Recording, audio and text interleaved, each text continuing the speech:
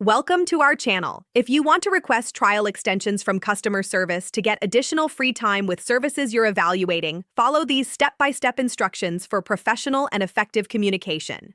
Step 1. Evaluate whether you genuinely need more time to test the service before requesting an extension, as customer service teams are more receptive to authentic requests than attempts to simply delay payment.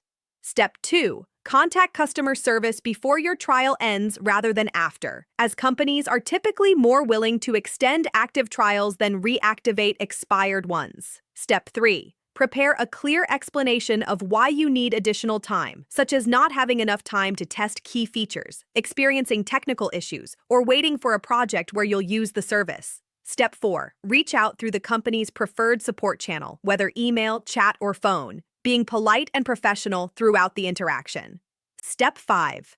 Explain your situation honestly to the customer service representative, emphasizing your genuine interest in the service and your need for more time to make an informed decision.